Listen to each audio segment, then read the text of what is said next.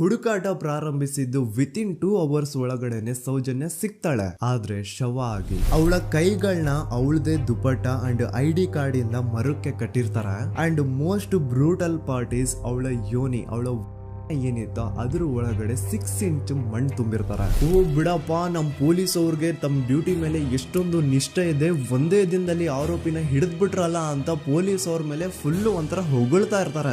ಆದ್ರೆ ಪಾಪ ಜನರಿಗೆ ಎಲ್ಲಿ ಗೊತ್ತಿತ್ತು ಈ ಕೇಸ್ ನ ರಿಯಲ್ ಆರೋಪಿ ಬೇರೆ ಯಾರೋ ಇದಾರೆ, ಪೊಲೀಸ್ ಅವರೇ ಈ ಕೇಸ್ ನ ಮಿಸ್ಲೀಡ್ ಮಾಡೋದಕ್ಕೆ ಸುಮ್ನೆ ಸಂತೋಷ್ನ ಅರೆಸ್ಟ್ ಮಾಡಿದ್ದಾರೆ ಅಂತ. ಪೊಲೀಸ್ ಅವರು ಈ ಕೇಸ್ ಅಲ್ಲಿ ಕರಪ್ಟ್ ಆಗಿದ್ದಾರೆ, ಪೊಲೀಸ್ ಅವರೇ ಸತ್ಯ ಮುಚ್ಚಿಡ್ಲಿಕ್ಕೆ ಟ್ರೈ ಮಾಡ್ತಿದ್ದಾರೆ. ಹಾಗಾಗಿ ಈ ಕೇಸ್ ನ ಇನ್ಮುಂದೆ ಪೊಲೀಸ್ ಅವರಲ್ಲದೆ CBI ಅವರು ಇನ್ವೆಸ್ಟಿಗೇಷನ್ ಮಾಡಬೇಕು, ಈ ಕೇಸ್ ನ CBI ಒಪ್ಸಿ ಅಂತ ಅಗೇನ್ ಪ್ರೊಟೆಸ್ಟ್ ಗಳು ಸ್ಟಾರ್ಟ್ ಆಗ್ತವೆ. ಸೌಜನ್ಯ ಕೇಸ್ ಒಂದೇ ಅಲ್ಲ, ನಾರಾಯಣ ಹಾಗೂ ಯಮುನಾ ಕೇಸಲ್ಲೂ, ವೇದವಲ್ಲಿ ಕೇಸಲ್ಲೂ, ಆ ಬ್ಯಾಂಕ್ ಮ್ಯಾನೇಜರ್ ನ ಕೇಸಲ್ಲೂ ಹಾಗೂ ಪದ್ಮಲತಾ ಕೇಸಲ್ಲೂ ಸೀದಾ ಡೈರೆಕ್ಟ್ ಡೌಟ್ ಬರೋದೆ ಊರಿನ ಗೌಡ್ರ ಮೇಲೆ. ಸೌಜನ್ಯ ಕೇಸ್ ಬಿಟ್ಟು ಆ ಇನ್ನೊಂದು ಕೇಸ್ ಯಾವುದು, ಅದಕ್ಕೂ ಸಂತೋಷ್ಗೂ ಏನ್ ಸಂಬಂಧ, ಅದ್ರಲ್ಲಿ ಯಾಕೆ ಸಂತೋಷ್ನ ಪೊಲೀಸ್ ಅವರು ಫಿಟ್ ಮಾಡಿದ್ರು ಅಂತ ಪ್ರತಿಯೊಂದು ಹೇಳ್ತೀನಿ. ನಾನು ಈ ಚಾನೆಲ್ ನ ಸ್ಟಾರ್ಟ್ ಮಾಡಿದಾಗಿಂದ one of the most requested video ಬಂದು ಸೌಜನ್ಯ ಕೇಸ್ ಬಗ್ಗೆ. ಸರಿ, ನಮ್ ದೂತ ಸಭೆಯ ಪ್ರಜೆಗಳು ಇಷ್ಟೊಂದು ಕೇಳ್ತಿದಾರಲ್ಲ, ಈ ಒಂದು ಕೇಸ್ ಬಗ್ಗೆ ವಿಡಿಯೋ ಮಾಡುವ ಅಂತ ಸೌಜನ್ಯ ಕೇಸ್ ಬಗ್ಗೆ ನಾನು ರಿಸರ್ಚ್ ಸ್ಟಾರ್ಟ್ ಮಾಡಿದೆ. ಅಂಡ್ ಟ್ರಸ್ಟ್ ಮೀ, ಎಷ್ಟೊಂದು ಕಾಂಪ್ಲೆಕ್ಸ್ ಈ ಒಂದು ಕೇಸ್ ಇದೆ ಅಂತಂದ್ರೆ ನನ್ ತಲೆನೇ ಕೆಟ್ಬಿಡ್ತು. ಬಟ್ ಡೋಂಟ್ ವರಿ, ನಿಮ್ಗಂತೂ ಪ್ರತಿ ಒಂದನ್ನ ತುಂಬಾ ಸಿಂಪಲ್ ಆಗಿ ಅರ್ಥ ಮಾಡಿಸ್ತೇನೆ. ಅನ್ಕೊಳ್ಳಿ, ಒಂದು ಊರು, ಆ ಊರಲ್ಲಿ ಒಂದು ಗೌಡ್ರ ಕುಟುಂಬ ಇದೆ. ಅಂಡ್ ಆ ಗೌಡ್ರ ಕುಟುಂಬ ತುಂಬಾನೇ ಪವರ್ಫುಲ್, ಲೈಕ್ ನಾವು ಮೂವೀಸ್ ಅಲ್ಲಿ ನೋಡ್ತೀವಿ ಹಂಗೆ. ಸೊ ಗೌಡ್ರ ಊರು ಬಂದು ಧರ್ಮಸ್ಥಳ ಅಂತ. ಆ ಒಂದು ಊರಲ್ಲಿ ಇವ್ರಿಗೆ ಸಖತ್ ಕಂಟ್ರೋಲ್ ಇರುತ್ತೆ. ಈವನ್ ಅದೇ ಒಂದು ರೀಜನ್ ಅಲ್ಲಿ ಇರುವಂತಹ ಒಂದು ತುಂಬಾನೇ ಪಾಪ್ಯುಲರ್ ದೇವಸ್ಥಾನನು ಸಹ ಇವರೇ ಕಂಟ್ರೋಲ್ ಮಾಡ್ತಿರ್ತಾರೆ. ಆ ಒಂದು ದೇವಸ್ಥಾನ ಇಂದ ಈ ಗೌಡ್ರ ಕುಟುಂಬಕ್ಕೆ ಎಷ್ಟೊಂದು ದುಡ್ಡು ಬರ್ತಾ ಇರುತ್ತೆ ಅಂತಂದ್ರೆ, ಅದೇ ದುಡ್ಡಲ್ಲಿ ಇವರು ಬೇಜನ್ ಪ್ರೈವೇಟ್ ಪ್ರೈಮರಿ ಅಂಡ್ ಹೈಸ್ಕೂಲ್ಸ್ ನ ಸ್ಥಾಪನೆ ಮಾಡಿರ್ತಾರೆ, ಬೇಜನ್ ಪ್ರೈವೇಟ್ ಮೆಡಿಕಲ್ ಕಾಲೇಜಸ್ ಇರ್ತವೆ, ಅಂಡ್ ಬೇಜನ್ ಪ್ರೈವೇಟ್ ದೊಡ್ಡ ದೊಡ್ಡ ಹಾಸ್ಪಿಟಲ್ಸ್ ಇರ್ತವೆ. ಒಟ್ಟಲ್ಲಿ ಹೇಳ್ಬೇಕು ಅಂತಂದ್ರೆ ದುಡ್ಡಿನ ಸುರಿಮಳೆ ಇವ್ರಿಗೆ. ನೋಡಿ, ನಮ್ಮ ಭಾರತ ದೇಶದಲ್ಲಿ ಒಂದು ಕಾನೂನು ಇದೆ, ದ ರಿಲಿಜಿಯಸ್ ಎಂಡೋಮೆಂಟ್ ಆಕ್ಟ್ 1863 ಅಂತ. ಬೇಸಿಕಲಿ ಈ ಒಂದು ಕಾನೂನು ಏನ್ ಹೇಳುತ್ತೆ ಅಂತಂದ್ರೆ, ಭಾರತದಲ್ಲಿ ಯಾವ್ದೆಲ್ಲ ಹಿಂದೂ ಟೆಂಪಲ್ಸ್ ಇದಾವೋ ಅವೆಲ್ಲ ಗವರ್ಮೆಂಟ್ ಪ್ರಾಪರ್ಟಿ. ಆ ಹಿಂದೂ ಟೆಂಪಲ್ಸ್ ನ ಮ್ಯಾನೇಜ್ಮೆಂಟ್ ಎಲ್ಲ ಗವರ್ಮೆಂಟ್ ಕೈಗೆ ಹೋಗಿ ಗವರ್ಮೆಂಟ್ ಡಿಸೈಡ್ ಮಾಡುತ್ತೆ ಆ ಮ್ಯಾನೇಜ್ಮೆಂಟ್ ಅಲ್ಲಿ ಯಾರ್ ಕೆಲ್ಸಕ್ಕೆ ಇರಬೇಕು, ಯಾರ್ ಕೆಲ್ಸಕ್ಕೆ ಇರಬಾರ್ದು, ಅಂಡ್ ಆ ಟೆಂಪಲ್ ಇಂದ ಬರ್ತಿರುವಂತಹ ಡೊನೇಷನ್ ಅಮೌಂಟ್ ನ ಏನ್ ಮಾಡ್ಬೇಕು ಅಂತ. ಸೊ ಈ ಒಂದು ಕಾನೂನಿನ ಪ್ರಕಾರ ಗವರ್ಮೆಂಟ್ ಇಂಡಿಯಾದಲ್ಲಿ ಇರುವಂತಹ ಆಲ್ಮೋಸ್ಟ್ ಎಲ್ಲಾ ಹಿಂದೂ ಟೆಂಪಲ್ಸ್ ನ ತನ್ನ ಕಂಟ್ರೋಲ್ ಅಲ್ಲಿ ತಗೋತಾ ಇರ್ಬೇಕಾದ್ರೆ ಗವರ್ಮೆಂಟ್ ಅಫಿಷಿಯಲ್ಸ್ ಧರ್ಮಸ್ಥಳ ಶ್ರೀ ಮಂಜುನಾಥ ದೇವಸ್ಥಾನಕ್ಕೂ ರೀಚ್ ಔಟ್ ಮಾಡ್ತಾರೆ. ಅಂಡ್ ಆಗ ಇಷ್ಟು ದಿನ ಟೆಂಪಲ್ ನ ಕಂಟ್ರೋಲ್ ಮಾಡ್ತಿದ್ದಂತಹ ಆ ಗೌಡ್ರ ಕುಟುಂಬ ಏನ್ ಹೇಳುತ್ತೆ ಗೊತ್ತಾ, ಇಲ್ಲ ಇದು ಹಿಂದೂ ಟೆಂಪಲ್ ಅಲ್ಲ, ಇದು ಜೈನ್ ಫ್ಯಾಮಿಲಿಗೆ ಬಿಲಾಂಗ್ ಮಾಡುವಂತಹ ಒಂದು ಪ್ರೈವೇಟ್ ಟೆಂಪಲ್ ಅಂತ ಹೇಳ್ತಾರೆ. ನಾನ್ ಇಷ್ಟು ದಿನ ಧರ್ಮಸ್ಥಳ ಶ್ರೀ ಮಂಜುನಾಥ ದೇವಸ್ಥಾನ ಒಂದು ಹಿಂದೂ ಟೆಂಪಲ್ ಅಂತ ಅನ್ಕೊಂಡಿದ್ದೆ, ಆದ್ರೆ ಈಗಷ್ಟೇ ನನ್ಗೂ ಗೊತ್ತಾಗಿದ್ದು ಇದು ಹಿಂದೂ ಟೆಂಪಲ್ ಅಲ್ಲ, ಇದು ಒಂದು ಜೈನ್ ಫ್ಯಾಮಿಲಿಗೆ ಬಿಲಾಂಗ್ ಮಾಡುವಂತಹ ಪ್ರೈವೇಟ್ ಜೈನ್ ಟೆಂಪಲ್ ಅಂತ. ಸೊ ಹೀಗಾಗಿ ಗವರ್ಮೆಂಟ್ ಅಫಿಷಿಯಲ್ಸ್ ಏನೂ ಮಾಡಕ್ಕಾಗದೆ ಇವತ್ತಿನವರೆಗೂ ಈ ಒಂದು ಧರ್ಮಸ್ಥಳ ಶ್ರೀ ಮಂಜುನಾಥ ದೇವಸ್ಥಾನನ ಒಂದು ಪ್ರೈವೇಟ್ ಟ್ರಸ್ಟ್ ನಡೆಸ್ಕೊಂಡು ಹೋಗ್ತಿದೆ. ಅಂಡ್ ಆ ಪ್ರೈವೇಟ್ ಟ್ರಸ್ಟ್ ನ ಓನರ್ ಯಾರು, ಅದೇ ಗೌಡ್ರ ಕುಟುಂಬ.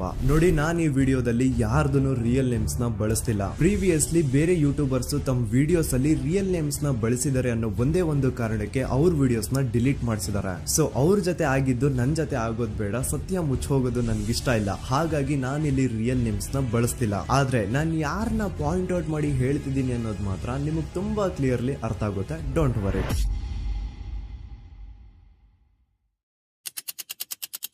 ದಿನಾಂಕ 9/10/2012. A very normal day for everyone except Soujanya. Dharmasthala ಹತ್ರ ಇರುವಂತಹ ಪಂಗಳ್ ಅನ್ನೋ ಒಂದು ಸಣ್ಣ ಹಳ್ಳಿಗೆ ಬಿಲಾಂಗ್ ಮಾಡುವಂತಹ ಸೌಜನ್ಯ ತುಂಬಾನೇ ಒಳ್ಳೆ ಹುಡುಗಿ. SDM ಕಾಲೇಜ್ ಆಫ್ ಉಜ್ರಿಯಲ್ಲಿ 2nd PUC ಓದ್ತಿದ್ದಂತಹ ಇವಳು ತುಂಬಾನೇ ಬ್ರೈಟ್ ಸ್ಟೂಡೆಂಟ್ ಕೂಡ. ಸೊ ಒಂದು ದಿನ ಅಂದ್ರೆ 9 ಅಕ್ಟೋಬರ್ 2012 ಬೆಳಿಗ್ಗೆ 7:30-8 ಗಂಟೆ ಹಾಗೆ ಆಸ್ ಯೂಶುವಲ್ ತನ್ನ ಕಾಲೇಜ್ ಹೋಗೋದಕ್ಕೆ ರೆಡಿ ಆಗ್ತಿರ್ತಾಳೆ. ಅವತ್ತು ಮಂಗಳವಾರದ ದಿನ ಅಂಡ್ ಅವತ್ತು ಲೋಕಲ್ ಫೆಸ್ಟಿವಲ್ ಬೇರೆ ಇರುತ್ತೆ, ಹೊಸ ಅಕ್ಕಿ ಅಂತ. ಈ ಒಂದು ಲೋಕಲ್ ಫೆಸ್ಟಿವಲ್ ದಿನ ಮನೆ ಒಳಗಡೆ ಏನೇ ಅಡುಗೆ ಮಾಡಿದ್ರು ಹೊಸ ಅಕ್ಕಿನೇ ಬಳಸಬೇಕು. ಸೊ ಹೊಸ ಅಕ್ಕಿ ತಂದು ಬ್ರೇಕ್ಫಾಸ್ಟ್ ನ ರೆಡಿ ಮಾಡೋಷ್ಟ್ರಲ್ಲಿ ಸೌಜನ್ಯ ಅವ್ರ ತಾಯಿ ತುಂಬಾ ಲೇಟ್ ಮಾಡ್ತಾರೆ. ಸೊ ಕಾಲೇಜ್ಗೆ ಲೇಟ್ ಆಗ್ತಿದೆ ಅಂತ ಈ ಸೌಜನ್ಯ ಟಿಫಿನ್ ಸಹ ಮಾಡದೆ ಹಾಗೆ ಹೋಗ್ತಾಳೆ. ಅವಳ ತಲೆಯಲ್ಲಿ ಏನಿತ್ತು ಅಂತಂದ್ರೆ, ಹೆಂಗೋ ಇವತ್ತು ಲೋಕಲ್ ಫೆಸ್ಟಿವಲ್ ಬೇರೆ ಇದೆ, ಹಾಗಾಗಿ ಮೇ ಬಿ ಕಾಲೇಜು ಬೇಗ ಬಿಡ್ಬೋದು, ಸೊ ಮಧ್ಯಾಹ್ನ ಡೈರೆಕ್ಟ್ ಮನೆಗೆ ಬಂದು ಊಟ ಬಿಡುವ ಅಂತ ಅವಳು ಅನ್ಕೊಂಡಿರ್ತಾಳೆ. ಆದ್ರೆ ಕಾಲೇಜ್ ಹೋಗಾದ್ಮೇಲೆ ಗೊತ್ತಾಗುತ್ತೆ ಅವತ್ತು ಅವಳಿಗೆ ಸ್ಪೆಷಲ್ ಕ್ಲಾಸಸ್ ಬೇರೆ ಇದೆ ಅಂತ.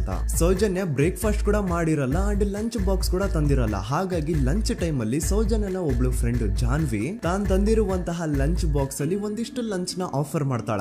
ಆದ್ರೆ ಸೌಜನ್ಯ ಪರವಾಗಿಲ್ಲ ನೀನ್ ತಿನ್ನು, ನಾನ್ ಮನೆಗೆ ಹೋಗ್ಬಿಟ್ಟು ಊಟ ಮಾಡ್ಕೊಂತೀನಿ ಅಂತ ಹೇಳ್ತಾಳ. ಸುಮಾರು ಮಧ್ಯಾಹ್ನದ 3:45ಕ್ಕೆ ಕಾಲೇಜ್ ಬಿಡುತ್ತೆ. ಸೌಜನ್ಯ ಕಾಲೇಜ್ ಇಂದ ಬಸ್ ಅಲ್ಲಿ ಬಂದು ನೇತ್ರಾವತಿ ಬಸ್ ಸ್ಟಾಪ್ ಹತ್ರ ಇಳ್ಕೋತಾಳ. ಅವಳ ಜೊತೆ ಅವಳ ಕ್ಲಾಸ್ ಮೇಟ್ಸ್ ಅಂಡ್ ಫ್ರೆಂಡ್ಸ್ ಎಲ್ಲ ಇರ್ತಾರೆ. ಸೊ ಅವ್ರಿಗೆಲ್ಲ ಬಾಯ್ ಹೇಳ್ಬಿಟ್ಟು ಸೌಜನ್ಯ ತನ್ನ ಮನೆ ಕಡೆಗೆ ಹೊರಡ್ತಾಳ. ನೇತ್ರಾವತಿ ಬಸ್ ಸ್ಟಾಪ್ ಇಂದ ಸೌಜನ್ಯ ಮನೆಗೆ 20 ಮಿನಿಟ್ಸ್ ನ ವಾಕ್ ಇರುತ್ತೆ. ಮ್ಯಾಕ್ಸ್ ಟು ಮ್ಯಾಕ್ಸ್ 30 ಮಿನಿಟ್ ಹಿಡಿಬಹುದು. ಸೊ ಸೌಜನ್ಯ ನಡ್ಕೊಂಡು ಮನೆ ಕಡೆಗೆ ಹೋಗ್ತಾ ಇರ್ತಾಳೆ. ಒಂದ್ ಸ್ವಲ್ಪ ದೂರದಲ್ಲಿ ಪ್ರಕೃತಿ ಹಾಸ್ಪಿಟಲ್ ಅಂತ ಒಂದಿರುತ್ತೆ. ಅಲ್ಲಿನ ಸೆಕ್ಯೂರಿಟಿ ಗಾರ್ಡ್ ಸೌಜನ್ಯ ನಡ್ಕೊಂಡು ಹೋಗ್ತಾ ಇರೋದನ್ನ ನೋಡ್ತಾನೆ ಕೂಡ. ನಂತರ ಸೌಜನ್ಯ ಒಂದು 10 ನಿಮಿಷ ಹಂಗೆ ಮುಂದೆ ನಡ್ಕೊಂಡು ಹೋಗಾದ್ಮೇಲೆ ಸೌಜನ್ಯಗೆ ತನ್ನ ಮಾವ ಸಿಗ್ತಾರ. ಅವರು ಸೌಜನ್ಯನ ನೋಡಿ ಮಾತಾಡಿಸ್ತಾರೆ. ಯಾಕಮ್ಮ ಕಾಲೇಜಿಂದ ಇಷ್ಟು ಲೇಟ್ ಬರ್ತಿದ್ಯಾ ಅಂತ ಕೇಳ್ತಾರೆ. ಆಗ ಸೌಜನ್ಯ ಇಲ್ಲ ಮಾವ, ಕಾಲೇಜಲ್ಲಿ ಸ್ಪೆಷಲ್ ಕ್ಲಾಸ್ ಇತ್ತು ಹಾಗಾಗಿ ಲೇಟ್ ಆಗ್ಬಿಡ್ತು ಅಂತ ಹೇಳಿ ಒಂದೆರಡು ಮಾತಾಡಿಸಿ ನಂತರ ತನ್ನ ಮನೆ ಕಡೆ ತಾನು ಹೊರಡ್ತಾಳ. ಈಗ ಆ ಒಂದು ಪಾಯಿಂಟ್ ಇಂದ ಸೌಜನ್ಯಗೆ ತನ್ನ ಮನೆ ಹೋಗ್ಲಿಕ್ಕೆ 10 ನಿಮಿಷ ಬೇಕು. ಮ್ಯಾಕ್ಸ್ ಟು ಮ್ಯಾಕ್ಸ್ 20 ಮಿನಿಟ್ ಅನ್ಕೊಳ್ಳಿ. 3:45ಕ್ಕೆ ಕಾಲೇಜ್ ಬಿಟ್ರೆ ಅರೌಂಡ್ 4:30ಗೆ ಮನೇಲಿ ಇರ್ಬೇಕಾಗಿದ್ದು ಹುಡುಗಿ 6:30-7 ಗಂಟೆ ಆಗಿದ್ರು ಮನೆಗೆ ಸೇರಿರಲ್ಲ. ಸೊ ಮನೇಲಿ ಸೌಜನ್ಯ ಅವ್ರ ತಾಯಿಗೆ ಟೆನ್ಷನ್ ಸ್ಟಾರ್ಟ್ ಆಗುತ್ತೆ. ಏನಪ್ಪಾ ಈ ಹುಡುಗಿ ಎಷ್ಟೊತ್ತಾದ್ರೂ ಇನ್ನು ಮನೆಗ್ ಬಂದಿಲ್ವಲ್ಲ ಅಂತ. ಸೊ ಅವ್ರೇನ್ ಮಾಡ್ತಾರೆ, ಸೌಜನ್ಯ ಅವ್ರ ತಂದೆ ಕಾಲ್ ಮಾಡ್ಬಿಟ್ಟು ರೀ ಹಿಂಗೆ 3:30-4 ಗಂಟೆಗೆ ಕಾಲೇಜ್ ಇಂದ ಮನೆಗ್ ಬರ್ತಿದ್ದಿದ್ ನಮ್ ಹುಡುಗಿ ಇವತ್ತು 7 ಗಂಟೆ ಆದ್ರೂ ಇನ್ನು ಮನೆಗ್ ಬಂದಿಲ್ಲ, ನೀವು ಸ್ವಲ್ಪ ಬೇಗ ಮನೆಗ್ ಬಂದು ವಿಚಾರಿಸಿ ಅಂತ ಗಾಬ್ರಿಲಿ ಹೇಳ್ತಾರೆ. ಸರಿ ಅಂತ ಸೌಜನ್ಯ ಅವ್ರ ತಂದೆ ಮನೆಗ್ ಬಂದ್ಬಿಟ್ಟು ಸೌಜನ್ಯನ ಫ್ರೆಂಡ್ಸ್ ಕ್ಲಾಸ್ ಮೇಟ್ಸ್ ಯಾರ್ದೆಲ್ಲ ಅವ್ರ ಹತ್ರ ನಂಬರ್ ಇರುತ್ತೋ ಅವ್ರಿಗೆಲ್ಲ ಕಾಲ್ ಮಾಡ್ಬಿಟ್ಟು ಸೌಜನ್ಯ ಬಗ್ಗೆ ಕೇಳ್ತಾರ. ನಮ್ ಹುಡುಗಿ ಏನಾದ್ರು ನಿಮ್ ಮನೆಗ್ ಬಂದಿದ್ದಾಳ ಅಮ್ಮ ಅಂತ. ಆದ್ರೆ ಸೌಜನ್ಯನ ಫ್ರೆಂಡ್ಸ್ ಅಂಡ್ ಕ್ಲಾಸ್ ಮೇಟ್ಸ್ ಎಲ್ಲ ಇಲ್ಲ ಅಂಕಲ್ ನಮ್ಮ ಮನೆಗಂತೂ ಸೌಜನ್ಯ ಏನು ಬಂದಿಲ್ಲ, ಅವಳು ಬಸ್ ಸ್ಟಾಪ್ ಇಂದ ಸೀದಾ ನಿಮ್ ಮನೆ ಕಡೆಗೇನೆ ಹೊರಟ್ಲಲ್ವಾ, ಯಾಕೆ ಇನ್ನೂ ಬಂದಿಲ್ವಾ ಅಂತ ಕೇಳ್ತಾರ.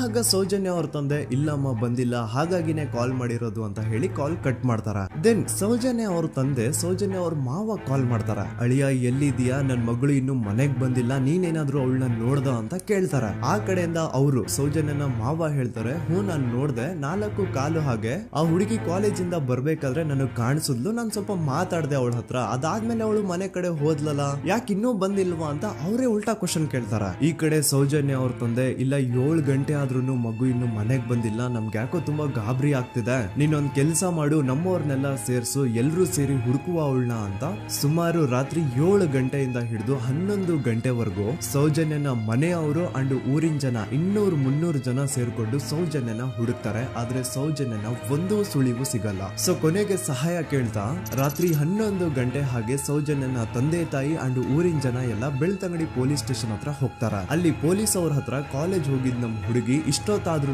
ಇನ್ನು ಮನೆಗ್ ಬಂದಿಲ್ಲ, ಎಷ್ಟು ಹುಡುಕಿದ್ರು ಸಿಗ್ತಾ ಇಲ್ಲ, ಸೊ ಪ್ಲೀಸ್ ಒಂದು ಮಿಸ್ಸಿಂಗ್ ರಿಪೋರ್ಟ್ ನ ಫೈಲ್ ಮಾಡಿ ನಮ್ ಹುಡುಗಿನ ಹುಡುಕೊಡಿ ಅಂತ ಕೇಳ್ಕೊತಾರ. ಆದ್ರೆ ಪೊಲೀಸ್ ಅವರು ಒಪ್ಪಲ್ಲ. ಇಲ್ಲ ಯಾವುದೇ ಪರ್ಸನ್ ಮಿಸ್ಸಿಂಗ್ ಆದ್ರೆ ಆಫ್ಟರ್ 24 ಅವರ್ಸ್ ಆದ್ಮೇಲೆ ರಿಪೋರ್ಟ್ ಫೈಲ್ ಮಾಡಕ್ಕಾಗೋದು. ಸೊ ನೀವ್ ಒಂದ್ ಕೆಲ್ಸ ಮಾಡಿ, ಈಗ ಮನೆಗ್ ಹೋಗಿ ನಾಳೆ ಬೆಳಿಗ್ಗೆವರೆಗೂ ನೋಡಿ, ನಾಳೆ ಬೆಳಿಗ್ಗೆವರೆಗೂ ನಿಮ್ ಮಗಳು ನಿಮ್ ಮನೆಗ್ ಬಂದಿಲ್ಲ ಅಂತಂದ್ರೆ ಆಗ ಬಂದ್ಬಿಟ್ಟು ಮಿಸ್ಸಿಂಗ್ ರಿಪೋರ್ಟ್ ನ ಫೈಲ್ ಮಾಡಿಸಿ ಅಂತ ಹೇಳಿ ಕಳಿಸ್ತಾರ. ಆಗ ಆಲ್ಮೋಸ್ಟ್ ಮಿಡ್ ನೈಟ್ ಆಗಿರೋದ್ರಿಂದ ಅಂಡ್ ಮಳೆ ಬೇರೆ ತುಂಬಾ ಜೋರಾಗಿ ಬರ್ತಾ ಇರುತ್ತೆ. ಸೊ ಈ ಸಿಚುವೇಶನ್ ಅಲ್ಲಿ ಸೌಜನ್ಯನ ಹುಡುಕ್ಲಿಕ್ಕೆ ಆಗಲ್ಲ. ನಾಳೆ ಬೆಳಿಗ್ಗೆ ಸೇರ್ಕೊಂಡು ಅಗೇನ್ ಎಲ್ರು ಸೌಜನ್ಯನ ಹುಡುಕುವ ಅಂತ ಸೌಜನ್ಯನ ಮನೆಯವರು ಅಂಡ್ ಊರಿನ ಜನ ಎಲ್ರು ತಮ್ಮ ಮನೆಗೆ ಹೋಗ್ಬಿಡ್ತಾರ.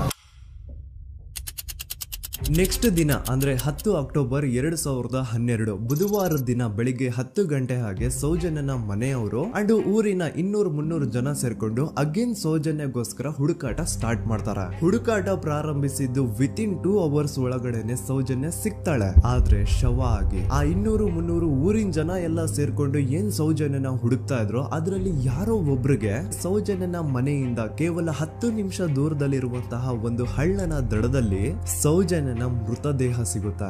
ಈಗ ಸತ್ತಿರುವಂತಹ ಸೌಜನ್ಯನ ಡೆಡ್ ಬಾಡಿ ಯಾವ ಒಂದು ಕಂಡೀಷನ್ ಅಲ್ಲಿ ಇತ್ತು ಅಂತ ಹೇಳ್ತೀನಿ, ಸ್ವಲ್ಪ ಗಮನ ಇಟ್ಟು ಕೇಳಿಸ್ಕೊಳ್ಳಿ. ಅವಳ ಕೈಗಳನ್ನ ಅವಳದೇ ದುಪಟ್ಟ ಅಂಡ್ ID ಕಾರ್ಡ್ ಇಂದ ಮರಕ್ಕೆ ಕಟ್ಟಿರ್ತಾರ.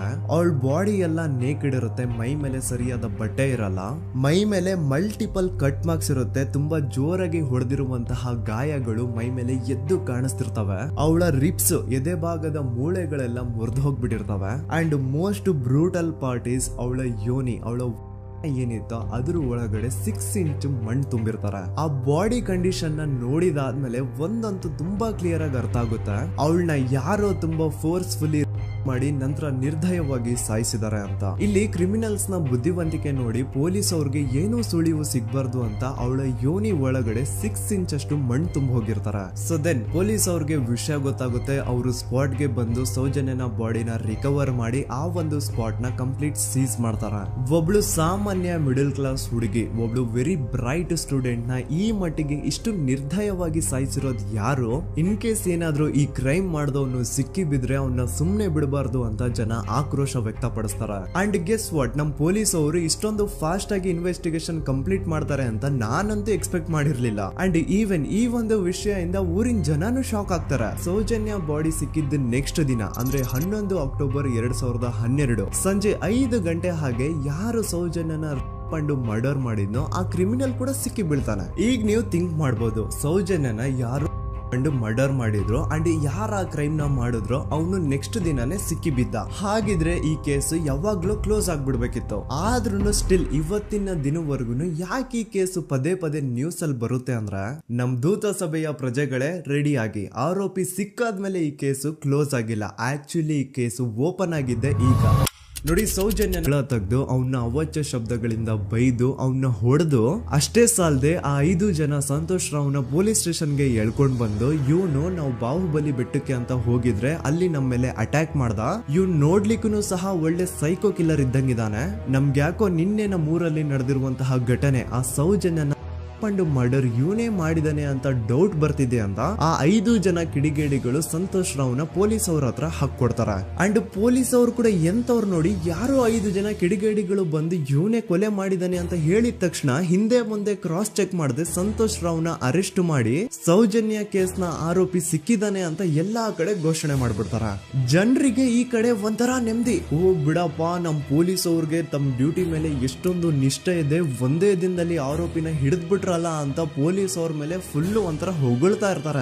ಆದ್ರೆ ಪಾಪ ಜನರಿಗೆ ಎಲ್ಲಿ ಗೊತ್ತಿತ್ತು ಈ ಕೇಸ್ ನ ರಿಯಲ್ ಆರೋಪಿ ಬೇರೆ ಯಾರೋ ಇದಾರೆ, ಪೊಲೀಸ್ ಅವರೇ ಈ ಕೇಸ್ ನ ಮಿಸ್ಲೀಡ್ ಮಾಡೋದಕ್ಕೆ ಸುಮ್ನೆ ಸಂತೋಷ್ ನ ಅರೆಸ್ಟ್ ಮಾಡಿದ್ದಾರೆ ಅಂತ. ಸೊ ಸಂತೋಷ್ ರಾವ್ ಒಂದು ಹುಡುಗಿಯ ರೇಪ್ ಅಂಡ್ ಮರ್ಡರ್ ಕೇಸ್ ಅಲ್ಲಿ ಅರೆಸ್ಟ್ ಆಗಿದ್ದಾನೆ ಅನ್ನೋ ವಿಷಯ ಸಂತೋಷ್ ನ ತಾಯಿಗೆ ಗೊತ್ತಾದಾಗ ಅವ್ರ ಪಾಪ ನೋವಲ್ಲಿ ಕೊರ್ಗಿ ಸಾಯ್ತಾರ. ಅಂಡ್ ಇನ್ನು ಅವ್ರ ತಂದೆ ಒಂದು ಕಡೆ ಪಾಪ ಹೆಂಡತಿನ ಕಳ್ಕೊಂಡಿರುವಂತಹ ನೋವು, ಇನ್ನೊಂದು ಕಡೆ ಮಗ ನೋಡಿದ್ರೆ ಯಾವ್ದೋ ಫಾಲ್ಸ್ ಕೇಸ್ ಅಲ್ಲಿ ಅರೆಸ್ಟ್ ಆಗಿದ್ದಾನೆ. ಈ ಕಡೆ ಕೇಸ್ ನ ಇನ್ವೆಸ್ಟಿಗೇಷನ್ ನಡೀತಾ ಇದೆ. ಅಂಡ್ ಇಲ್ಲಿ ನಾನು PSI ಯೋಗೇಶ್ ಅವ್ರ ಬಗ್ಗೆ ಅಂತೂ ಮೆನ್ಷನ್ ಮಾಡ್ಲೇಬೇಕು. ಈ ಪೊಲೀಸ್ ಆಫೀಸರು ಗೊತ್ತಿದ್ದು ಈ ತಪ್ಪನ ಮಾಡಿದ್ರು ಅಥವಾ ಗೊತ್ತಿಲ್ದೇನೆ ಈ ತಪ್ಪನ ಮಾಡಿದ್ರು ನನ್ಗಂತೂ ಗೊತ್ತಿಲ್ಲ. ಸೊ ಇವ್ರು ಏನ್ ಮಾಡ್ತಾರೆ ಅಂತಂದ್ರೆ, ಸೌಜನ್ಯನ ಬಾಡಿನ ಪೋಸ್ಟ್ ಮಾರ್ಟಮ್ ಗೆ ಕಳಿಸಿದಾಗ ಡಾಕ್ಟರ್ಸ್ ಹಂಗೋ ಹಿಂಗೋ ಮಾಡಿ ಇಂದ ಕೆಲವೊಂದು ಸ್ಪಾಮ್ ನ ಸ್ಯಾಂಪಲ್ಸ್ ಕಲೆಕ್ಟ್ ಮಾಡ್ತಾರೆ. ಅದನ್ನ ಅವರು PSI ಯೋಗೇಶ್ ಗೆ ಕೊಟ್ಟು ಇದನ್ನ ವಿತಿನ್ 72 ಅವರ್ಸ್ ಒಳಗಡೆ ಇನ್ನೊಂದು ಲ್ಯಾಬ್ ಗೆ ಸಬ್ಮಿಟ್ ಮಾಡಿ ಅಂತ ತುಂಬಾ ಕ್ಲಿಯರ್ ಆಗಿ ಹೇಳ್ತಾರೆ. ಆದ್ರೆ PSI ಯೋಗೇಶ್ ಆ ಸ್ಪಾಮ್ ಸ್ಯಾಂಪಲ್ಸ್ ನ ವಿತಿನ್ 72 ಅವರ್ಸ್ ಒಳಗಡೆ ಲ್ಯಾಬ್ ಕಳ್ಸೋದಿರ್ಲಿ, ಅದನ್ನ 12 ದಿನ ಆದ್ಮೇಲೆ ಲ್ಯಾಬ್ ಕಳಿಸ್ತಾರೆ. ಅಷ್ಟೊತ್ತಿಗೆ ಆಲ್ರೆಡಿ ಆ ಸ್ಪಾಮ್ ಸ್ಯಾಂಪಲ್ಸ್ ಗೆಲ್ಲ ಫಂಗಸ್ ಹಿಡಿದು ಅದು ಅನ್ಫಿಟ್ ಫಾರ್ ಟೆಸ್ಟಿಂಗ್ ಅಂತ ಬರುತ್ತೆ. ಈಗ ನೀವೇ ಹೇಳಿ, ಎಂತ ಡಂಬೆಸ್ಟ್ ಪರ್ಸನ್ ಪೊಲೀಸ್ ಆಫೀಸರ್ ಆಗಿದ್ರು ಅವನ ಹತ್ರ ಒಂದು ಮರ್ಡರ್ ಕೇಸ್ ಬಂದಾಗ ಅವನ ಹತ್ರ ಇರೋ ಮೇನ್ ಸಾಕ್ಷಿನೇ, ಮೇನ್ ಎವಿಡೆನ್ಸ್ ಆ ಹುಡುಗಿಯ ಕಲೆಕ್ಟ್ ಆಗುವಂತಹ ಸ್ಪರ್ಮ್ ಸ್ಯಾಂಪಲ್ಸ್. ಸೊ ಅದನ್ನ ಮೊದಲು ಲ್ಯಾಬ್ ಕಳಿಸಿ ಅದನ್ನ ಐಡೆಂಟಿಫೈ ಮಾಡೋದು ಪೊಲೀಸ್ ಅವರ ಫಸ್ಟ್ ಡ್ಯೂಟಿ. ಆದ್ರೆ ಇಲ್ಲಿ PSI ಯೋಗೇಶ್ ಅವರು ಇದನ್ನೇ ಮರ್ತು ಹೋದ್ರು ಅಂತ ನೋಡಿ. ಯಾವುದೇ ಒಂದು ಕೇಸ್ ಅಲ್ಲಿ ಪೊಲೀಸ್ ಅವರು ಆದಷ್ಟು ಎವಿಡೆನ್ಸ್ ನ ಕಲೆಕ್ಟ್ ಮಾಡೋದಕ್ಕೆ ಟ್ರೈ ಮಾಡ್ತಾರೆ.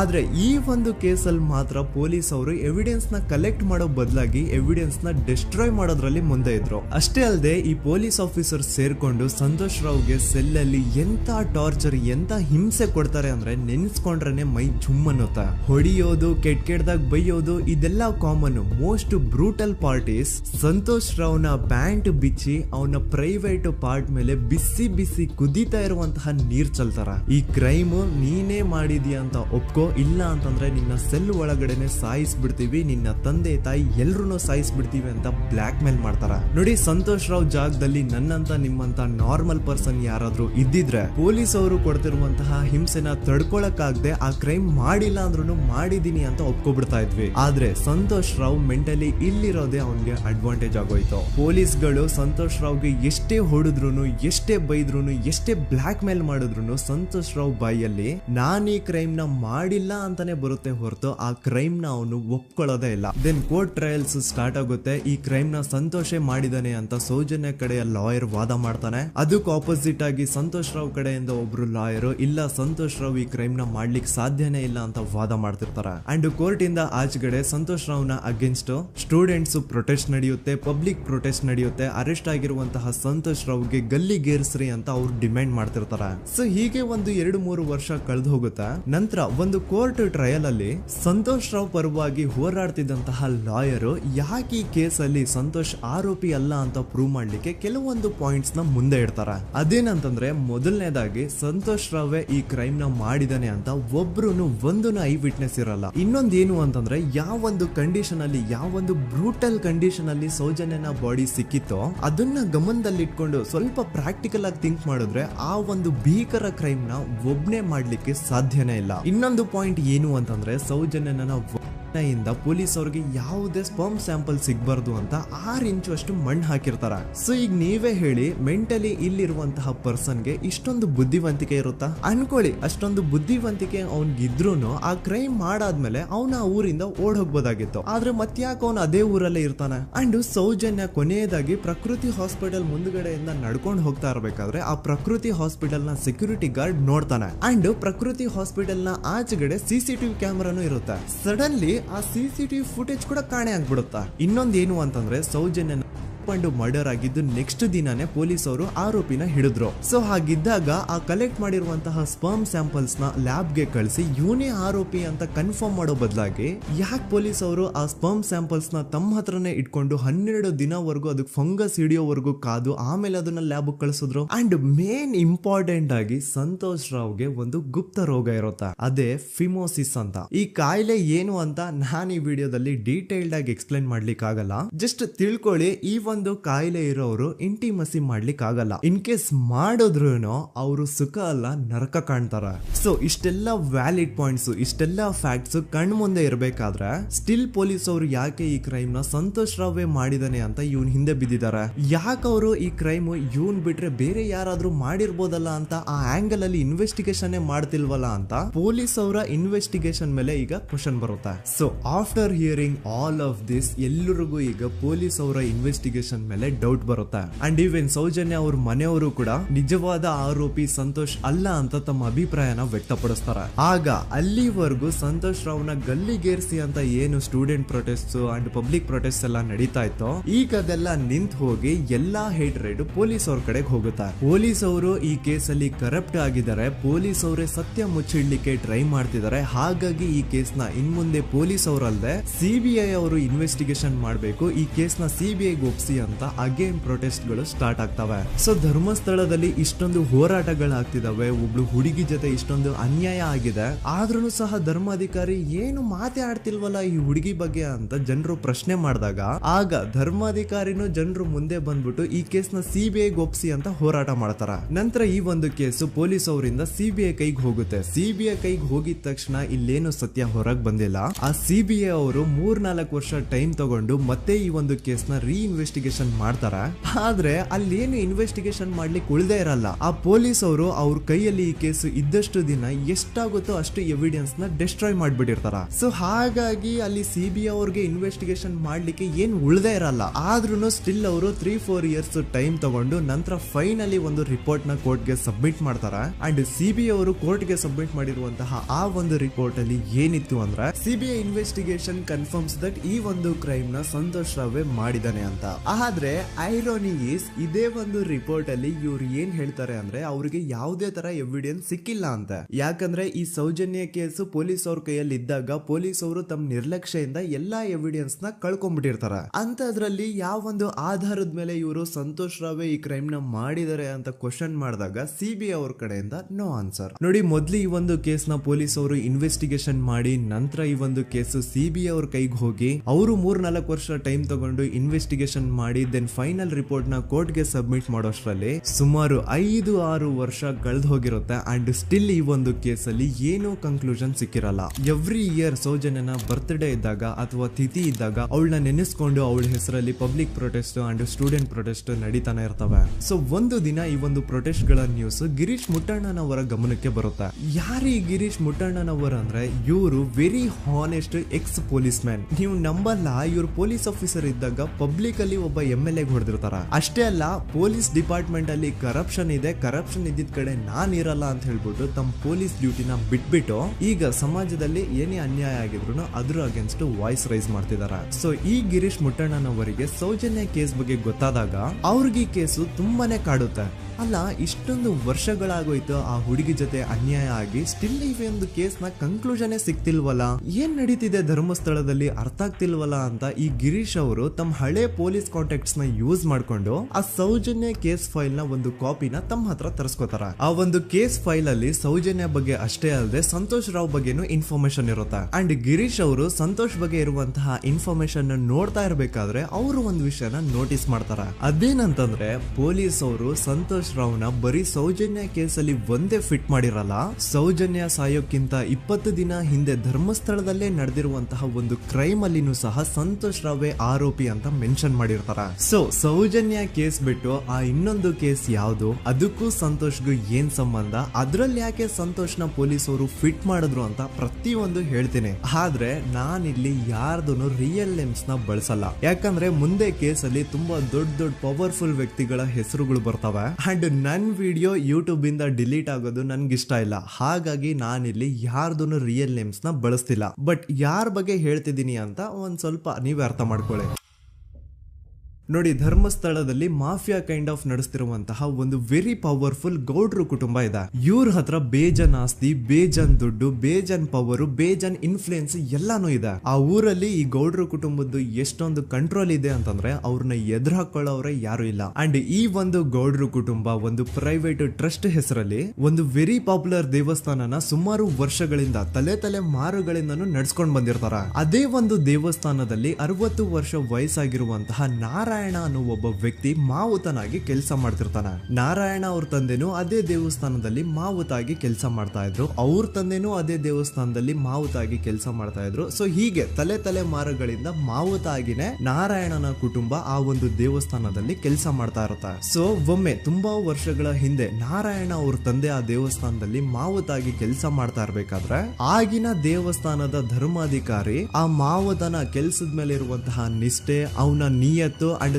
ತಲೆಮಾರುಗಳಿಂದ ಅವರು ದೇವಸ್ಥಾನಕ್ಕೆ ಸಲ್ಲಿಸ್ತಿರುವಂತಹ ಸೇವೆನ ಮೆಚ್ಚಿ ಆ ಧರ್ಮಾಧಿಕಾರಿ ಆ ನಾರಾಯಣ ಅವ್ರ ತಂದೆ ಆ ಮಾವುತನಿಗೆ ಒಂದು ಜಮೀನ ಕೊಡ್ತಾರೆ ಆಸ್ ಎ ಗಿಫ್ಟ್ ಆಗಿ. ಸೊ ಈಗ ಫ್ಲಾಶ್ ಬ್ಯಾಕ್ ಇಂದ ಒಂದ್ ಸ್ವಲ್ಪ ಮುಂದೆ ಬರುವ 2010-11ರಲ್ಲಿ ಯಾವೊಂದು ಜಮೀನ ಆಗಿನ ಧರ್ಮಾಧಿಕಾರಿ ನಾರಾಯಣ ಅವ್ರ ತಂದೆಗೆ ಆಸ್ ಎ ಗಿಫ್ಟ್ ಆಗಿ ಕೊಟ್ಟಿದ್ರು, ಈಗ ನಾರಾಯಣ ಅವ್ರ ತಂದೆ ಸತ್ ಹೋಗಿ ಆ ಒಂದು ಜಮೀನು ನಾರಾಯಣ ಹೆಸರಿಗೆ ಆಗಿರುತ್ತೆ. ಅಂಡ್ ಆಗಷ್ಟೇ ಗೊತ್ತಾಗುತ್ತೆ ಆ ಜಮೀನ ವೆರಿ ಆಪೋಸಿಟ್ ಒಂದು ದೊಡ್ಡ ಹೈವೇ ಬರ್ತಿದೆ ಅಂಡ್ ಅದರಿಂದ ಜಮೀನ ರೇಟು 10 ಪಟ್ಟು ಜಾಸ್ತಿ ಆಗುತ್ತೆ ಅಂತ. ಸೊ ಈ ವಿಷಯ ಗೊತ್ತಾಗಿ ನೋಡಿ, ದಾನ ಮಾಡದಂತಹ ಧರ್ಮಾಧಿಕಾರಿ ಅಂತೂ ಸತ್ ಹೋದ್ರು, ಆದ್ರೆ ಅವ್ರ ಮುಂದಿನ ಪೀಳಿಗೆ ಅವ್ರಿಗೆ ಈ ಜಮೀನ್ ಮೇಲೆ ಕಣ್ಬಿದ್ದು ನಾರಾಯಣ ಅವ್ರ ಹತ್ರ ಆ ಜಾಗನ ವಾಪಸ್ ಕೇಳ್ತಾರ. ಆದ್ರೆ ನಾರಾಯಣ ಕೊಡಲ್ಲ. ಇಲ್ಲ, ನಾನ್ ಯಾಕೆ ಕೊಡ್ಲಿ, ನಮ್ ತಂದೆಯಿಂದ ಸಿಕ್ಕಿರುವಂತಹ ಜಮೀನ್ ಇದು, ನಮ್ ತಂದೆಯ ಕೊನೆ ಗುರುತು ಇದು ನನ್ನ ಹತ್ರ ಇರೋದು, ಸೊ ಇದನ್ನ ನಾನು ಯಾವುದೇ ಕಾರಣಕ್ಕೂ ಬಿಟ್ಕೊಡಲ್ಲ ಅಂತ ಆ ಗೌಡ್ರು ಕುಟುಂಬನ ನಾರಾಯಣ ಎದುರು ಹಾಕೋತಾರ.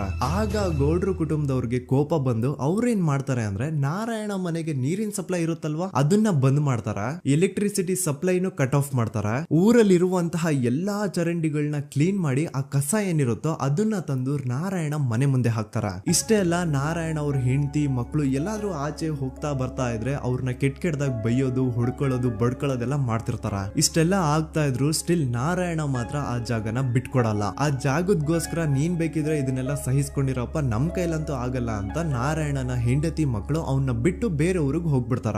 ಈಗ ಮನೆಯಲ್ಲಿ ನಾರಾಯಣ ಅಂಡ್ 45 ವರ್ಷ ವಯಸ್ಸಿರುವಂತಹ ನಾರಾಯಣ ಅವ್ರ ತಂಗಿ ಯಮುನಾ ಅವ್ರು ಮಾತ್ರ ಇಬ್ರೇ ಇರ್ತಾ ಇದ್ರು.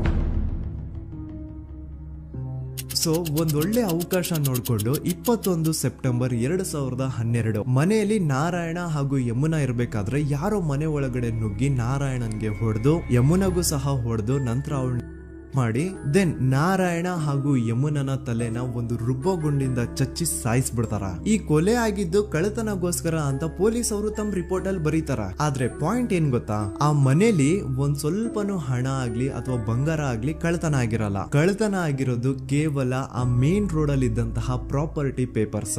ಎಂತ ಕೋಇನ್ಸಿಡೆನ್ಸ್ ನೋಡಿ, ಯಾವ ಒಂದು ಜಮೀನಿನ ಪತ್ರ ನಾರಾಯಣ ಮನೆಯಿಂದ ಕಳ್ಳತನ ಆಗಿದ್ವೋ ಅದೇ ಒಂದು ಜಮೀನಲ್ಲಿ 10 ವರ್ಷ ಆದ ನಂತರ ಒಂದು ದೊಡ್ಡ ಹೋಟೆಲ್ ಸ್ಥಾಪನೆ ಆಗುತ್ತೆ. ಅಂಡ್ ಆ ಹೋಟೆಲ್ ನ ಇನಾಗ್ರೇಷನ್ ಗೆ ಚಿಕ್ಕ ಗೌಡ್ರು ಬರ್ತಾರ. ಸೊ ಈಗೇನು ನಾರಾಯಣ ಹಾಗೂ ಯಮುನನ ಕೊಲೆ ಆಗಿದ್ಯೋ ಇದಾಗಿದ್ದು 20 ದಿನ ಆದ್ಮೇಲೆ ಸೌಜನ್ಯ ಜೊತೆ ಅಂತ ನಿರ್ದಯ ಘಟನೆ ಆಗಿದ್ದು. ಸೊ ಪೊಲೀಸ್ ಅವರು ಸೌಜನ್ಯ ಕೇಸ್ ಅಲ್ಲಿ ಸಂತೋಷ್ ರಾವ್ನ ಫಿಟ್ ಮಾಡೋದಲ್ದೆ ಈ ಒಂದು ನಾರಾಯಣ ಹಾಗೂ ಯಮುನಾ ಕೇಸ್ ಅಲ್ಲೂ ಸಹ ಸಂತೋಷ್ ರಾವ್ನೆ ಫಿಟ್ ಮಾಡಿರ್ತಾರ. ಇಲ್ಲಿ ಡೇಟ್ಸ್ ನ ಸ್ವಲ್ಪ ನೆನ್ಪಿಟ್ಕೊಳ್ಳಿ. ನಾರಾಯಣ ಹಾಗೂ ಯಮುನನ ಕೊಲೆ ಆಗಿದ್ದು 21 ಸೆಪ್ಟೆಂಬರ್ 2012 ಅಂಡ್ ಸಂತೋಷ್ ರಾವ್ ಧರ್ಮಸ್ಥಳಕ್ಕೆ ಬಂದಿದ್ದು 9 ಅಕ್ಟೋಬರ್ 2012, 20 ದಿನ ಆದ್ಮೇಲೆ. ಸೊ ನಾರಾಯಣ ಹಾಗೂ ಯಮುನನ ಕೊಲೆ ಆದಾಗ ಊರಲ್ಲೇ ಇಲ್ದೆ ಎಲ್ಲೋ ಶೃಂಗೇರಿಯಲ್ಲಿ ಯಾವುದೋ ಒಂದು ಹೋಟೆಲ್ ಅಲ್ಲಿ ಕೆಲಸ ಮಾಡ್ತಿದ್ದಂತಹ ಸಂತೋಷ್ ರಾವ್ ಹೇಗೆ ಈ ಒಂದು ಕೇಸಲ್ಲಿ ಆರೋಪಿ ಆಗ್ತಾನೆ? ಸೊ ಇದೇ ಒಂದು ಪಾಯಿಂಟ್ ನ ನೋಟಿಸ್ ಮಾಡಿ ಗಿರೀಶ್ ಮುಟ್ಟಣ್ಣನವರು ಧರ್ಮಸ್ಥಳಕ್ಕೆ ಬಂದು ಸಂತೋಷ್ ನ ಲಾಯರ್ ಜೊತೆ ಡಿಸ್ಕಸ್ ಮಾಡ್ತಾರ.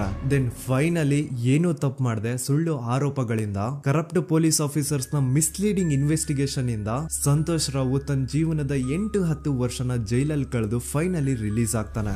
ಒಂಥರ ಈ ಕೇಸ್ ಇಂದ ಸಂತೋಷ್ ರಾವ್ನ ಇಡೀ ಲೈಫ್ ಸ್ಪಾಯ್ಲ್ ಆಗೋಯ್ತು. ಈಗ ಸಂತೋಷ್ ರಾವ್ ರಿಯಲ್ ಆರೋಪಿ ಅಲ್ಲ ಅಂತ ಕೋರ್ಟ್ ಅಲ್ಲಿ ಪ್ರೂವ್ ಆಯ್ತು. ಹಾಗಿದ್ರೆ ರಿಯಲ್ ಆರೋಪಿ ಯಾರು? ಪೊಲೀಸ್ ಅವರು ಯಾಕೆ ಕೇಸಲ್ಲಿ ಇಷ್ಟೊಂದು ಅನ್ಫೇರ್ ಇನ್ವೆಸ್ಟಿಗೇಷನ್ ಮಾಡಿದ್ರು?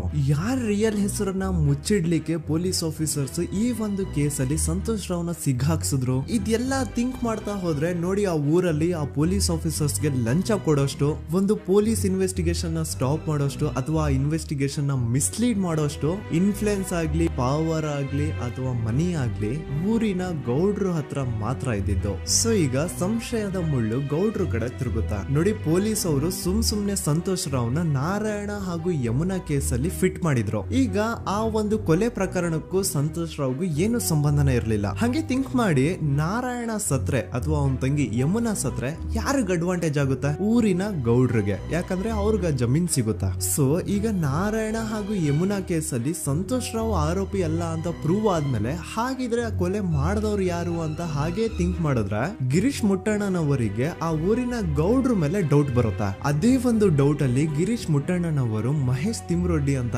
ಇನ್ನೊಬ್ರ ಜೊತೆ ಸೇರ್ಕೊಂಡು ಈ ಹಿಂದೆ ಆ ಒಂದು ಊರಲ್ಲಿ ಆ ಧರ್ಮಸ್ಥಳದಲ್ಲಿ ಈ ಊರಿನ ಗೌಡ್ರು ಯಾವ್ದಾವ್ದೆಲ್ಲ ಕ್ರೈಮ್ ಗಳು ಮಾಡಿದಾರೆ ಅಂತ ಊರಿನ ಜನರಿಂದ ತಿಳ್ಕೊತಾರ. ನಂತರ ಆ ಊರಿನ ಜನ ಯಾವ್ದಾವ್ದೆಲ್ಲ ಮ್ಯಾಟರ್ಸ್ ಹೇಳಿದ್ರು ಆ ಕೇಸ್ ಫೈಲ್ಸ್ ನೆಲ್ಲ ತಿರುಗಿಸಿ ಮುರುಗಿಸಿ ನೋಡಿದಾಗ ನೀವು ನಂಬಲ್ಲ, ಸೌಜನ್ಯ ಕೇಸ್ ಏನೇನು ಅಲ್ಲ, ಅದಕ್ಕಿಂತ ಭೀಕರ ಕೊಲೆಗಳು ಧರ್ಮಸ್ಥಳದಲ್ಲಿ ಆಗಿವೆ. ಅಂಡ್ ಎಲ್ಲಾ ಕೊಲೆಗಳ ಹಿಂದೆ ಗೌಡ್ರು ಕುಟುಂಬದ ಕೈ ಇದೆ ಅಂತ ಎದ್ದು ಕಾಣಿಸುತ್ತೆ.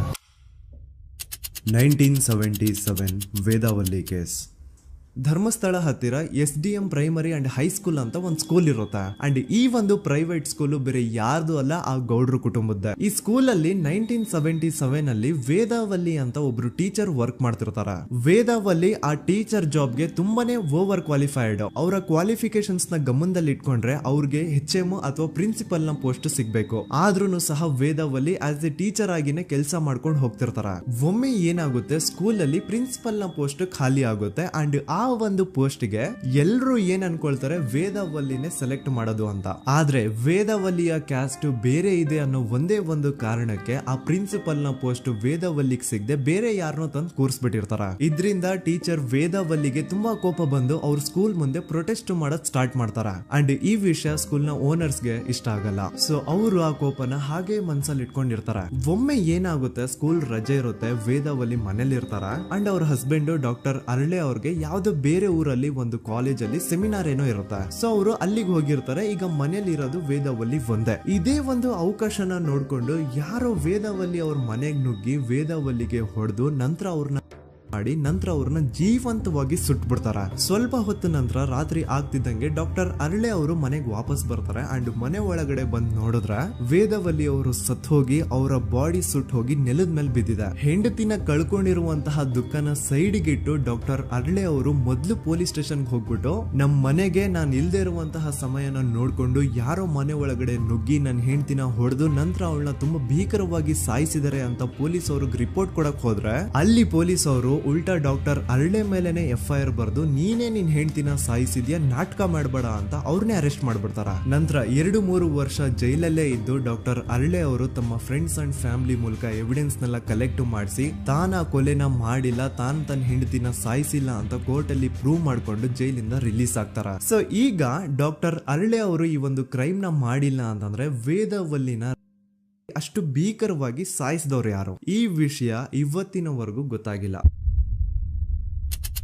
1986 ಅಲ್ಲಿ ನಡೆದಂತಹ ಪದ್ಮಲತಾ ಕೇಸ್. ಪದ್ಮಲತಾ ಅವ್ರ ತಂದೆ ಕಮ್ಯುನಿಸ್ಟ್ ಪಾರ್ಟಿನ ಲೀಡರ್ ಇರ್ತಾರೆ. ಅವ್ರ ರಿಯಲ್ ನೇಮ್ ಏನು ಅಂತ ನಮಗ್ ಗೊತ್ತಾಗಿಲ್ಲ, ಬಟ್ ಈ ವಿಡಿಯೋದಲ್ಲಿ ಅವ್ರ ಹೆಸರು ಲಕ್ಷ್ಮಣ್ ಅಂತ ಅನ್ಕೊಳ್ಳಿ. ಸೊ ಕಮ್ಯುನಿಸ್ಟ್ ಪಾರ್ಟಿನ ಲೀಡರ್ ಇರುವಂತಹ ಲಕ್ಷ್ಮಣ್ ಅವ್ರಿಗೆ ಊರಲ್ಲಿ ತುಂಬಾನೇ ಸಪೋರ್ಟ್ ಇರುತ್ತೆ, ಊರಿನ ಜನರ ಫೇವ್ರೇಟ್ ಇರ್ತಾರೆ ಇವರು. ಅಂಡ್ ಅದೇ ವರ್ಷ ಅಂದ್ರೆ 1986 ಅಲ್ಲಿ ಪಂಚಾಯತ್ ಎಲೆಕ್ಷನ್ ಬೇರೆ ಇರುತ್ತೆ ಅಂಡ್ ಎಲ್ರಿಗೂ ಗೊತ್ತಿತ್ತು ಲಕ್ಷ್ಮಣೆ ಗೆಲ್ಲೋದು ಅಂತ. ಆ ಪಂಚಾಯತ್ ಎಲೆಕ್ಷನ್ ಅಲ್ಲಿ ಲಕ್ಷ್ಮಣ್ಣ ಆಪೋಸಿಟ್ ಗೌಡ್ರಿಗೆ ತುಂಬಾ ಬೇಕಾಗಿರೋರು ಒಬ್ರು ನಿಂತಿರ್ತಾರ ಅಂಡ್ ಅವ್ರಿಗೂ ಗೊತ್ತಿತ್ತು ಎಲೆಕ್ಷನ್ ಏನಾದ್ರು ಆದ್ರೆ ಲಕ್ಷ್ಮಣ ಎಲೆಕ್ಷನ್ ಅಲ್ಲಿ ಗೆಲ್ಲೋದು ಅಂತ. ಸೊ ಎಲ್ಲಿ ಸೋತೋಗ್ಬಿಡ್ತೀವೋ ಅನ್ನೋ ಭಯಕ್ಕೆ ಆ ಗೌಡ್ರು ಕಡೆ ಅವ್ರು ಏನ್ ಮಾಡ್ತಾರೆ, ಲಕ್ಷ್ಮಣ್ಣ ಅಪ್ರೋಚ್ ಮಾಡಿ ಮುಚ್ಕೊಂಡು ಈ ಪಂಚಾಯತ್ ಎಲೆಕ್ಷನ್ ಅಲ್ಲಿ ನಿನ್ ನಾಮಿನೇಷನ್ ನ ಕ್ಯಾನ್ಸಲ್ ಮಾಡು ಅಂತ ವಾರ್ನಿಂಗ್ ಕೊಡ್ತಾರೆ. ಆದ್ರೆ ಲಕ್ಷ್ಮಣ್ ಅವರು ಅಂಜದೆ ನೀವ್ ಏನ್ ಮಾಡ್ತಿರೋ ಮಾಡ್ಕೊಳ್ರಿ, ಆದ್ರೆ ನಾನ್ ಮಾತ್ರ ನಾಮಿನೇಷನ್ ನ ಕ್ಯಾನ್ಸಲ್ ಮಾಡಲ್ಲ ಅಂತ ಆ ಗೌಡ್ರು ಕುಟುಂಬನ ಎದುರು ಹಾಕೋತಾರ. ದೆನ್ ಎಂತ ಕೋಇನ್ಸಿಡೆನ್ಸ್ ನೋಡಿ, ನೆಕ್ಸ್ಟ್ ಡೇನೆ ಲಕ್ಷ್ಮಣ್ ಅವ್ರ ಮಗಳು ಪದ್ಮಲತಾ ಕಿಡ್ನಾಪ್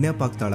ಸುಮಾರು 56 ದಿನ ಅವಳನ್ನ ಯಾರೋ ಕಿಡ್ನಾಪ್ ಮಾಡ್ತಾರೆ ಅಂಡ್ ಆ 56 ದಿನ ಡೈಲಿ ಅವಳನ್ನ ಶೋಷಣೆ ಕೂಡ ಮಾಡ್ತಾರೆ. ನಂತರ 56 ದಿನ ಆದ್ಮೇಲೆ ಪದ್ಮಲತನ ಬಾಡಿ ನೇತ್ರಾವತಿ ನದಿಲಿ ತೇಲ್ತಾ ಸಿಗುತ್ತಾ. ಆಸ್ ಎಕ್ಸ್ಪೆಕ್ಟೆಡ್ ಈ ಕೇಸಲ್ಲೂ ಪೊಲೀಸ್ ಅವ್ರ ಕಡೆಯಿಂದ ಪ್ರಾಪರ್ ಇನ್ವೆಸ್ಟಿಗೇಷನ್ ಆಗಲ್ಲ ಅಂಡ್ ಯಾರ್ ಪದ್ಮಲತನ ಕಿಡ್ನಾಪ್ ಮಾಡಿದ್ರು, ಯಾರು ಅವಳನ್ನ 15 ದಿನವರೆಗೂ ಶೋಷಣೆ ಮಾಡಿ ನಂತರ ಅವಳನ್ನ ಅಷ್ಟು ಭೀಕರವಾಗಿ ಸಾಯಿಸಿದ್ರು ಅಂತ ಇವತ್ತಿನ ದಿನದವರೆಗೂ ಗೊತ್ತಾಗಿಲ್ಲ. ಮತ್ತೆ ನಮಗೆ ಗೊತ್ತಾದದು 22ಕ್ಕೆ ಸ್ಕೂಲ್ ಡೇ 56 ದಿನ ಕಳೆದು ಹೊಳೆಯಲ್ಲಿ ಹೆಣ ಉಂಡು ಅಂತ ಕೇಳಿ ಪೊಲೀಸಿನವರು ಬರುವಾಗ ಬಂದು ಹೇಳುವಾಗ ನಮಗೆ ಗೊತ್ತಾದ. ಅವರು ನನ್ನನ್ನು ಕರ್ಕೊಂಡೋಗಿ ಅಲ್ಲಿ ಹೋಗಿ. ಇನ್ನೊಂದು ಲಾಸ್ಟ್ ಕೇಸ್ ಇದೆ, ಇದು ಅರ್ಲಿ 2000 ಅಲ್ಲಿ ನಡೆದಿರೋದು. ಇವ್ರದ್ದು ಅಷ್ಟಾಗಿ ಡೀಟೇಲ್ಸ್ ನಾನು ಹೇಳಲ್ಲ, ಜಸ್ಟ್ ಮೇಲ್ ಹೇಳ್ತೀನಿ. 2000 ಇಸ್ವಿಯಲ್ಲಿ ಧರ್ಮಸ್ಥಳದಲ್ಲಿ 2 ಫಿನಾನ್ಸ್ ಬ್ಯಾಂಕ್ ಇರ್ತಾವೆ. ಒಂದು ಅಗೇನ್ ರಿಯಲ್ ನೇಮ್ ತಗೊಳ್ಳೋದು ಬೇಡ, ಲೈಕ್ ಜಸ್ಟ್ ಸಹಕಾರ ಗ್ರಾಮೀಣ ಬ್ಯಾಂಕ್ ಅನ್ಕೊಳ್ಳಿ. ಅಂಡ್ ಇನ್ನೊಂದು ಬಂದ್ಬಿಟ್ಟು SDM ಫೈನಾನ್ಸ್ ಪ್ರೈವೇಟ್ ಲಿಮಿಟೆಡ್. ಈ SDM ಫೈನಾನ್ಸ್ ಪ್ರೈವೇಟ್ ಲಿಮಿಟೆಡ್ ಬಂದು ಗೌಡ್ರು ಕುಟುಂಬ ಅವ್ರಿಗೆ ಸೇರಿದ್ದು. ಆ ಕಡೆ ಇವ್ರ ಆಪೋಸಿಟ್ ಏನದು ಗ್ರಾಮೀಣ ಬ್ಯಾಂಕ್ ಇತ್ತು, ಅದರಲ್ಲಿ ಒಬ್ಬ ಮ್ಯಾನೇಜರು ಬಡವ್ರಿಗೆ ಸಹಾಯ ಆಗ್ಲಿ ರೈತರಿಗೆ ಸಹಾಯ ಆಗ್ಲಿ ಅಂತ ತುಂಬಾ ಕಡಿಮೆ ಬಡ್ಡಿಗೆ ಲೋನ್ ಕೊಡ್ತಿರ್ತಾನೆ. ಇದರಿಂದಾಗಿ ಧರ್ಮಸ್ಥಳದಲ್ಲಿ ಆಲ್ಮೋಸ್ಟ್ ಎಲ್ಲಾ ಕಸ್ಟಮರ್ಸ್ ಆ ಗ್ರಾಮೀಣ ಬ್ಯಾಂಕ್ ಕಡೆಗೆ ಹೋಗ್ತಿರ್ತಾರೆ, SDM ಫೈನಾನ್ಸ್ ಪ್ರೈವೇಟ್ ಲಿಮಿಟೆಡ್ ಕಡೆಗೆ ಯಾರು ಬರ್ತಿರಲ್ಲ. ಇದರಿಂದ ಗೌಡ್ರಿಗೆ ಲಾಸ್ ಆಗ್ತಿರುತ್ತ. ಸೊ ಅವ್ರೇನ್ ಮಾಡ್ತಾರೆ, ಆ ಗ್ರಾಮೀಣ ಬ್ಯಾಂಕ್ ನ ಮ್ಯಾನೇಜರ್ ಏನಿದ್ನೋ ಅವನ್ಗೆ ಒಂದು ಸ್ವೀಟ್ ವಾರ್ನಿಂಗ್ ಕೊಡ್ತಾರ, ಮುಚ್ಕೊಂಡು ಇನ್ಮೇಲೆಯಿಂದ ನಿನ್ ಲೋನ್ಸ್ ಕೊಡೋದನ್ನ ನಿಲ್ಸ್ಬಿಡು, ಇನ್ ಕೇಸ್ ಲೋನ್ ಕೊಟ್ರು ನಾವ್ ಯಾವ ಇಂಟ್ರೆಸ್ಟ್ ರೇಟ್ ಗೆ ಲೋನ್ ನ ಕೊಡ್ತಾ ಇದೀವೋ ಅದೇ ರೇಟ್ ಗೆ ನೀನು ಕೊಡುವ ಅಂತ ಫೋರ್ಸ್ ಮಾಡ್ತಾರ.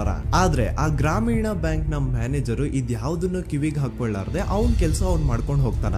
ದೆನ್ ಸಡನ್ಲಿ ಒಂದು ದಿನ ಬ್ಯಾಂಕ್ ಮ್ಯಾನೇಜರ್ ನ ಹೆಂಡತಿನ ಮನೆ ಒಳಗಡೆನೆ ನುಗ್ಗಿ ಯಾರು ಮಾಡಿ ತುಂಬಾ ಭೀಕರವಾಗಿ ಸಾಯಿಸ್ಬಿಡ್ತಾರ. ಇದರ ರಿಗಾರ್ಡಿಂಗ್ ಆ ಬ್ಯಾಂಕ್ ಮ್ಯಾನೇಜರ್ ಪೊಲೀಸ್ ಸ್ಟೇಷನ್ ಅಲ್ಲಿ ಕಂಪ್ಲೇಂಟ್ ಕೊಡಕ್ ಹೋದ್ರೆ ಪೊಲೀಸ್ ಅವರು ಉಲ್ಟಾ ಆ ಬ್ಯಾಂಕ್ ಮ್ಯಾನೇಜರ್ ಹೆಸರಲ್ಲೇ FIR ಬರ್ದು ನೀನೇ ನಿನ್ ಹೆಂಡತಿನ ಸಾಯಿಸಿದ್ಯಾ ಅಂತ ಅವನ್ನೇ ಅರೆಸ್ಟ್ ಮಾಡ್ಬಿಡ್ತಾರ. ನಂತರ 1-2-3 ವರ್ಷ ಆ ಬ್ಯಾಂಕ್ ಮ್ಯಾನೇಜರ್ ಜೈಲಲ್ಲಿ ಇರ್ತಾನೆ. ಅದಾದ್ಮೇಲೆ ಅವನ ಕ್ರೈಮ್ ನ ಮಾಡಿಲ್ಲ ಅಂತ ಕೋರ್ಟ್ ಅಲ್ಲಿ ಪ್ರೂವ್ ಆಗುತ್ತೆ. ಆದ್ರೆ ರಿಯಲ್ ಕ್ರೈಮ್ ಮಾಡಿದವರು ಯಾರು ಅಂತ still it's A question mark. And ಇನ್ನೊಂದು ನಾರಾಯಣ ಅಂಡ್ ಯಮುನಾ ಕೇಸ್ ಬಗ್ಗೆ ಅಂತೂ ನಾನು ಆಗ್ಲೇ ನಿಮ್ಗೆ ಎಕ್ಸ್ಪ್ಲೇನ್ ಮಾಡಿದೆ. ಸೊ ಎಂತಹ ಕೋಇನ್ಸಿಡೆಂಟ್ಸ್ ಗಳು ನೋಡಿ, ಯಾರೆಲ್ಲ ಆ ಧರ್ಮಸ್ಥಳದಲ್ಲಿ ಗೌಡ್ರು ಕುಟುಂಬನ ಎದುರಾಕೊಂಡಿದಾರೋ ಅವ್ರ ಜೀವನದಲ್ಲಿ ಏನೋ ಒಂದು ತುಂಬಾ ದೊಡ್ಡ ದುರಂತ ನಡೆದು ಹೋಗುತ್ತಾ. ಅಂಡ್ ಸರ್ಪ್ರೈಸಿಂಗ್ಲಿ ಅವ್ರ ಕೇಸಲ್ಲಿ ಪೊಲೀಸ್ ಅವ್ರ ಕಡೆಯಿಂದ ಪ್ರಾಪರ್ ಇನ್ವೆಸ್ಟಿಗೇಷನ್ ಆಗಲ್ಲ ಅಂಡ್ ಯಾರ ಕ್ರೈಮ್ ನ ಮಾಡಿದ್ರು ಅಂತ ಯಾವತ್ತೂ ಹೊರಗ್ ಬರೋದೇ ಇಲ್ಲ. ಸೊ ಈ ಗೌಡ್ರು ಕುಟುಂಬದವರು ಧರ್ಮಸ್ಥಳದಲ್ಲಿ ಬೇಜನ್ ಕರ್ಮಕಾಂಡಗಳನ್ನ ಮಾಡಿದ್ದಾರೆ ಅಂಡ್ ಅವ್ರ ಪವರ್ ಅಂಡ್ ಅವ್ರಿಗಿರುವಂತಹ ಇನ್ಫ್ಲೂಯೆನ್ಸ್ ಇಂದ ಆ ಎಲ್ಲಾ ಕೇಸ್ ನ ಮುಚ್ಚಾಕಿದ್ದಾರೆ ಅಂತ